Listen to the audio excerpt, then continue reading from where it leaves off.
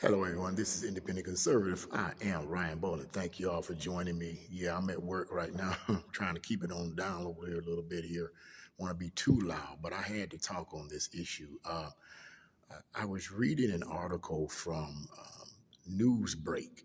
I always am tempted to say newsreel or news something, but it's Newsbreak, right? And it was in reference to Al Sharpton having an attitude or being upset about Donald Trump selling these Patriot Bibles. I did a video on that some time ago, selling these Patriot Bibles, and he's upset about Donald Trump selling these Bibles.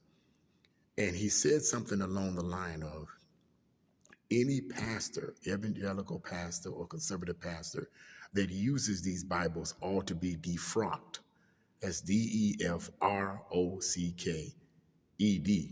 Now, I should have looked up the meaning of that word, but I didn't take the time to look it up because it obviously is something negative. Okay, so Reverend Al Sharpton's attitude towards any evangelical preacher or pastor that uses this Patriot Bible from Donald Trump that he's selling for $60, they need to be defrocked. In other words, they need to be rebuked. They need to be whatever, because he's saying that to wait for Passion Week and then Good Friday on Good Friday, which clearly is today, to do such a thing is just that he's nothing more than a hustler. This is the Reverend Al Sharpton saying this, saying that that's a hustle. And I'm saying to myself, Lord, help me, Jesus. Help me not to say something. This man claims to be a preacher, so help me to say the right thing at the right time. Okay. Mr. Al Sharpton, you, of all people, are in no position to be judging Donald Trump as being a hustler.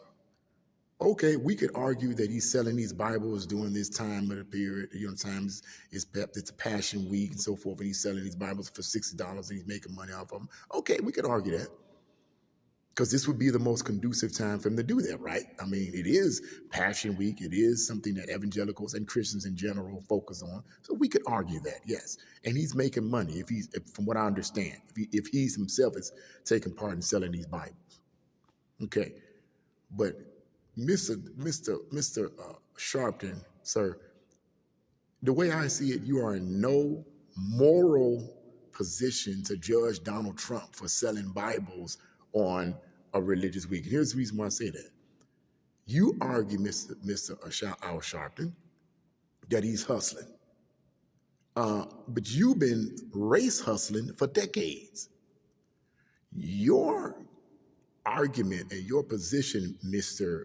Al Sharpton, is not as relevant as you want it to be. Your race hustling and trying to make everything a racial issue is all about profit. Why do I say that, Mr. Al Sharpton? Because the reality of the matter is, and you know this, sir, is that the racism of yesteryear is not the same today. We have progressed onward as blacks and whites, and our relationships have become much, much more peaceful, if you will. Your organization is not needed anymore, sir. Your race baiting is not needed anymore, sir. So therefore, it seems to me that you have to spin this continual narrative of everything being a racial issue among black people, especially when it has to do with white people doing something that you perceive as offensive. Because here's the deal, sir, and you know that. Your organizations and your fronts or whatever get donations from people who feel the need to give donations to your organization. But they only give donations to your organizations, Mr. Al Sharpton, when they feel it's relevant to do so. If racism is really, really a major, major problem in our country today, they'll give money to your organization. The problem is that racism is not the problem the way it was back then. True, there's racism because we live in an imperfect world. But no one can really give a valid argument as to whether or not racism in America is as bad as it was in the early 1900s. Stop it. Just stop it. So because of that, sir, your organization is irrelevant. of all people to stand in judgment of Donald Trump, you shouldn't be standing in judgment of Donald Trump, okay? Because you're just as guilty as being a race hustler. And let me add this to it, as being a race hustler. And let me add this to it. And you get paid too, sir. You get paid too. Tons of money. Probably more than, I'm pretty sure you get more money than Donald Trump does selling $60 Bibles. You get hundreds of thousands of dollars, perhaps millions of dollars in income. And you're a millionaire, sir. So I don't even want to hear it. You're not a millionaire because of you're a hardworking man and you out here with businesses and so forth. You're a millionaire off of race hustling and selling lies. That's why you're a millionaire. Now, let me say something else about this. You say that Donald Trump and all these preachers and stuff that may be using his Bibles or whatever need to be defrocked or whatever. At least with Donald Trump, he doesn't profess to being a born-again Christian.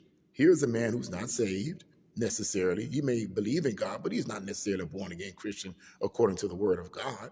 And he's selling Bibles on a religious holiday, okay? But it's to be expected from someone who's not born again, right? But you, Mr. Al Sharpton, claims to be a Christian, a born-again Christian, and on top of that, a reverend, a minister. And yet you race hustle. Yes, it's a hustle because a lot of stuff that you're talking about is a lie. You're lying out of your mouth and then using the name of God. You are in no position, sir, no moral or spiritual position to judge anything Trump does. It's people like this man here. It's people like Reverend Al Sharpton that really make us as black people look like victims all over again. It's people like this man that make us all look like victims all over again.